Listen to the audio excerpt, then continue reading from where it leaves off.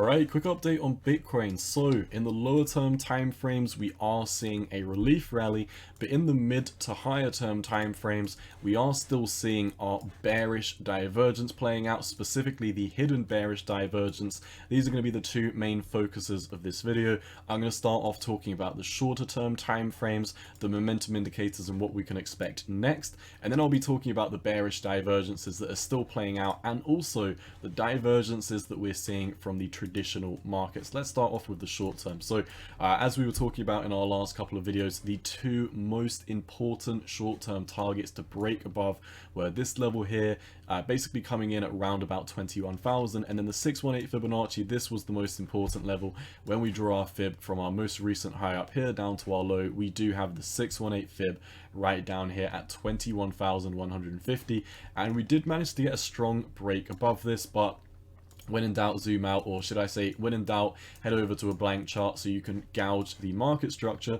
And as you can see, I mean, I can't speak of what we're going to do before the end of the day, but at this moment in time, we are still solidifying a lower high until we do break above 21,900. Now, I want to talk about these two price targets specifically when we get onto the divergences. Nonetheless, I would just like to highlight on a cleaner chart that we are still making lower highs and nothing has really changed. However, in the short term, we are starting to see a spike up in momentum. Now, we have seen this before, which is very interesting. You know, I talked about this bearish pennant. We said in yesterday's video that we've got basically 24 hours to make a move. We were talking about the fact that normally these patterns break out approximately 70% of the way through the pattern, and that is exactly what we did. You know, not even 24 hours later, it was like 12 hours later, we made a massive move to the upside. Have we seen this before? Have we taken a massive leg to the downside, formed a bearish pattern like a bearish pennant before, and had a failed move to the upside and then got smacked back down? Yes, we did. We actually had this failed move up to 32,000, and this was less than 2 months ago. So, you know, people are getting out of bed for the move that has not even came up to 22,000 yet, and you know, people were also getting out of bed for this move to 32,000. So it's very interesting to see that the price target that we are pumping up to today was the FUD price target from 2 months ago. Like when we were pumping up to 32,000, if you told crypto Twitter, hey, we're going down and then we're going to pump to 22,000 and you're going to get out of bed, then people would have just said, hey, you're fudding, that's not true. But we did that. You know, we've since this most recent pump, we had a bearish pattern, pumped, broke down, bearish pattern, pumped, and we're still sitting at 32% from the downside from the last fake out of this bearish pennant. So very interesting. I do see a lot of similarities with this as well, namely being the lack of momentum that is coming in. We can start off talking about the volume, keeping it plain and simple. Now, when we did break out of here, you can see we had right here was when we started to break out. So we had 1, 2, 3 days worth of continued increasing volume, and then on the 4th day, boom, we lost all momentum, started to head back down to the downside, made an M pattern, never took out the invalidation point, and that was when the trend continued. That is when the trend kicked back in, became your friend again, and we rolled back down to the downside. Now, so far we've seen 2 days worth of continuation in bullish volume, so nothing to get out of bed for at this moment in time. And I would also like to highlight this bearish, well, it was technically a bullish flip on the squeeze mom, but there was absolutely no momentum. There was no volume stepping up in either of these trends so far. If I get rid of the volume now because there's just too much stuff going on the chart, you can also see, obviously you might be wondering, you know, how am I judging that this is not a good amount of momentum coming in, even though it's only the first day coming into the squeeze mom uptrend? Well, we can look back at previous trends and we can see that normally if you're about to kick off a big bullish trend, you normally start off with a bang and you normally have a fairly decent run to the upside. I mean, you can see here with these bigger wicks to the upside. Over on the squeeze bomb, you saw big amounts of continuation, and when you see these tiny little flat bits of momentum coming out that never really reach, you know, areas like here and here and here, they're normally very, very short-lived because they don't get continuation after the first couple of days. They don't get volume coming in after the first couple of days. So we're basically in day 2 of the volume breakout. So we will be seeing how this pans out in the next couple of days. I find it very, very likely that the local top is coming. I find it also possible that we can potentially move up to some targets like the 786 Fibonacci at 22,000 before we do inevitably come back down to the downside. So in the shorter term time frames, we have flipped bullish. If you are looking at like the 4-hourly time frame, the 1-hourly time frame, if we do look at the momentum indicators for the daily, we've already talked about the squeeze mom. The money flow indicator is still kind of heading up to the upside. It is getting towards that overbought section. It is basically just retail traders running in and buying right now. I'm not going to dive into all the on-chain metrics on how I know that this is retail traders buying and not institutions and large money firms. I know this because I look at on-chain metrics, and the last time we covered on-chain metrics, we did a 20-minute video talking about Bitcoin and Ethereum, whale watching, and you know, subsequently since then, nothing has changed. In fact, there are more whales, more institutions selling Bitcoin and Ethereum in today and yesterday specifically than when I made that video. So this is really all purely retail driven at this moment in time, but it is interesting to see the MACD is heading up, the money flow indicator is heading up, the squeeze mom is heading up, and I'm sure if we head down to the 4-hour, you can see that we are getting to these really, really overextended targets. On the money flow indicator, we're coming up for 94 right now. We are getting pretty overextended over on the MACD. Squeeze mom still has more room to the upside, but pair everything together, I do think at least in the local time frame, meaning that, you know, within the next day or so, we're going to probably be coming back down for a retest. If we head over to the daily again, we're definitely going to need to come down and retest at least the 618 Fibonacci down here at 21,150, but potentially even down here at around about 20,700, 20,800, depending on how long it takes us to get down to these regions, retesting this asymmetrical triangle. If we never do something like this and backtest and break above the invalidation point, then nothing would have changed and this would have just been a short-term fake out. So I'm going to move over. We talked about the market structure, we talked about the short-term bullish breakout and the fact that we've invalidated this, or we haven't invalidated it, but we've moved above this red zone. Let's see if it's going to be like what we saw here, where it's going to be a failed move. This is the failed move equals a fast move in the opposite direction, where once again, you can see bearish pattern, failed move to the upside, quick move back down. It will be interesting once again if we do have this exact same thing play out where we do break to the upside before we head back down to the downside. Now before we do move over to the hidden bearish divergence, which is what we're going to be wrapping up this video on, I would also like to show you that we are diverging from the traditional markets, which is very, very strange. Well, not all of the traditional markets, that's what we'll get into.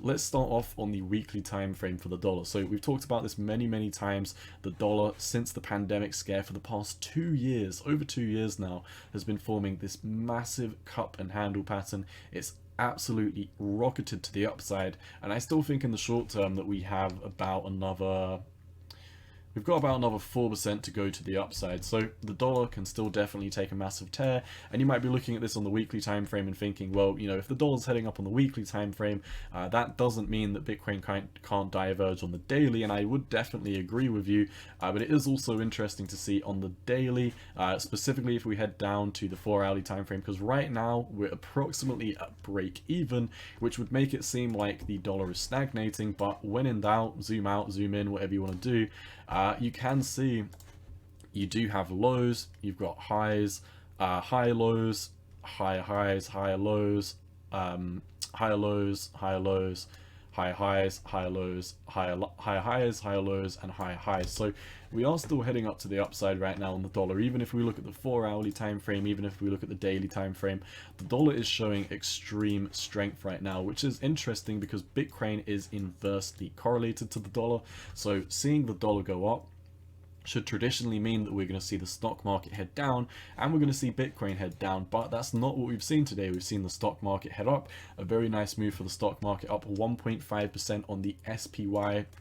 The Nasdaq is up 2% today, so this is probably why Bitcoin's having a big move. Tech stocks are taking a big move to the upside.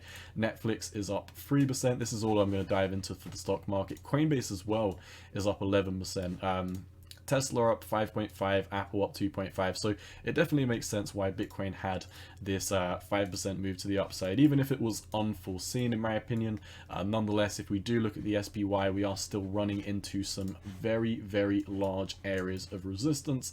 And we've done this before where, you know, we've got these two trend lines of best fit. You know, we hug underneath the first trend line, we break up to the top one, lollygag, break down, break up above this one, lollygag to the top of the trend line, break down. Here you can see didn't make it up to the top, and now we've come up to this phase where we're probably going to do this again. Can we see another day or two of continuation before we come up into this upper trend line? Yes, we definitely can. So while I am saying that in the mid to long term nothing has changed and we are, in my opinion, going to be heading to the downside just like I've been calling for months now, I do also want to highlight that in the short term it is not outside the realm of possibilities anymore now that we have invalidated this red box to continue moving up for the next couple of days, just like we did over here when we did have this failed move to the upside. So this is what I think is going to be playing out in the short term, a short-term move back up. I don't necessarily want to put a price target on it, but I do find it somewhat difficult to believe that the Bitcoin price will be heading above 22,000, but we definitely can, because if we look at the divergences, there's actually some more important price targets in play, and that's what we're going to jump into now. So you can keep up with me if you haven't heard of divergences before, or if you do just want to reference the cheat sheet while we do go along with this together, then be sure to check out the cheat sheet to the left of you. If you do reference the bearish section over here for the bearish divergence, and we cross-reference this with the hidden section, you will see that we are yielded with hidden bearish divergence. Now, what is hidden bearish divergence? This is a divergence technical analysis pattern that plays out in the markets, and it is where we diverge in a bearish manner. So what does this mean specifically for the price? With the price, this means you've got highs, lower highs, lower highs, and lower highs, and you might be looking at this and thinking, because by eyeballing this almost looked like this was breaking above the previous structure, but if we zoom in you can actually see this is a lower high. So we are still very much in this lower high trajectory for the hidden bearish divergence that is playing out right now. And if once again we do highlight this, you can see over on the price action, price moves down, so we've got this trend line moving to the downside. But on our oscillators, looking at the RSI, rather, the relative strength index, you've got highs, you've got higher highs, and higher highs. So once again, this is just building up and consolidating a larger hidden bearish divergence pattern, which I do definitely still consider to be massively in play. Bear in mind, these are lines of best fit. They're not meant to be drawn to the exact data points. This is really not what divergence is about. You're not meant to, you know, draw it like this as a trend line and say, hey, we've broken above this, so now we're bullish. We look at the data points, and as you can see, high, lower high, lower high, lower high. This is really all that matters. So what do we need to see in the short term to invalidate the bearish divergence? Because we've got short-term bearish divergence, which we talked about over here. So if you just look at this chart, this is from this line here down to this line here. It has got a very slight downtrend, and if we do reference this with down here, we've got a very slight uptrend over here. So the white line is the short-term hidden bearish divergence, and to invalidate this, you would need to break above 21,900, which is a reference to this high right here, 21,880, 890 approximately. Let's just make it easy, call it 21,900. In the short term, that is what you would need to break above. But we have more higher time frame bearish divergence, or should I just say it's midterm bearish divergence, and that is the divergence that we have panning out on this chart right now. And we would need to break above 23,300 before we could even say that this divergence has stopped playing out. The 23,300 comes from this high up here. So for example, even if we do take a big tear to the upside, we could just move this over if we do have another breakdown and say, hey, you know, once again, as you can imagine, the RSI would have moved up with this as well. So if something like this happens, you might just be playing out a much larger term hidden bearish divergence. The larger they are, the harder they fall, and especially in the short term time frames, if we do have a throwback into this asymmetrical triangle, this is going to be a failed move equals a fast move in the opposite direction, just like we saw over here. So oscillators are looking like we can move up in the short term. They are very overextended right now, so I would definitely say that this is a very, very risky market structure. If we pull up the risk for the lower term time frames for the 4 hours specifically, we are still slightly down, but bear in mind there is only so much you can do with the risk indicator. The risk indicator does not factor in the fact that we could be entering a recession, so take that with the largest grain of salt that you can find in the cabinet, but nonetheless, I do think the market structure in the lower time frames is very, very risky right now. On the hour, we are very, very overextended up here at 85. So even in the short term, if we are going to see continuation, don't be surprised if we have a move back up to 21,100 before potentially coming back up and emming back down, or even worse, if we just roll back down from where we are right now, head back into this asymmetrical triangle. This will be a brutal failed move equals a fast move in the opposite direction. So that's all we've got for today. This is going to be my only video because at this moment in time, altcoins really don't matter. We are waiting to see what plays out on Bitcoin. When Bitcoin makes its top, that is when we're going to be looking at altcoins again. Until Bitcoin plays out this hidden bearish divergence, until Bitcoin starts heading to the downside from this divergence that is playing out on the markets right now, and until we have this failed move equals a fast move in the opposite direction, then it is all eyes on Bitcoin. We should be focusing on Bitcoin. And while we're talking about Bitcoin, wrapping up the video, the Bitcoin dominance is heading up today, up 1.3%.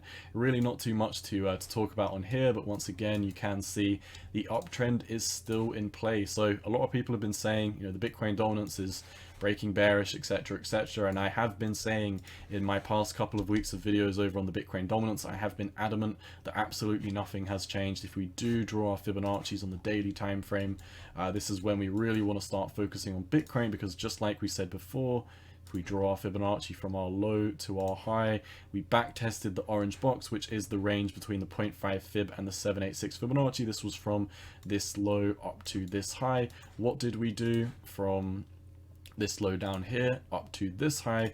Well, as you can see, we came down to the orange box. We came down a bit more euphorically, but we didn't even back test the 786 Fibonacci, and now we are pushing up above the 618. So I don't want to say, you know, that we can't head down for another couple of days or so, potentially make something like an inverse head and shoulders. So definitely keep your eyes on this. I don't have this out over on Brave, but you can see left shoulder, right, left shoulder head, and then this would be your right shoulder before you do move back up to the upside. And I think that the Bitcoin dominance will be heading up to the upside once the dollar starts taking a massive move back to the upside. And also, this is going to mean the stock market will likely head down. There is only so long Bitcoin can diverge from the dollar. It is unfortunately bound to the dollar's moves on the inverse scale, so we definitely need to take this with a large grain of salt. We're seeing divergence all over the boards from the traditional markets. In the shorter term time frames, I do think this is going to be a failed move that is playing out very, very quickly. And then, like I said, we also do have some nasty hidden bearish divergence that is panning out on this chart right now. So that's all I've got for you today. I hope you did enjoy today's video. As we did cross-reference my Twitter a few times, I will once again shamelessly plug this. If you do want to follow me over on Twitter, it is here at 618_cowboy. If you do also want to join the Cowboy Discord, be sure to head down to the link down below. It will be in the description. Hope to see you in the community. There's more than 800 people in there. So yeah, all I've got for you. And as always, my friends, Cowboy out. Peace.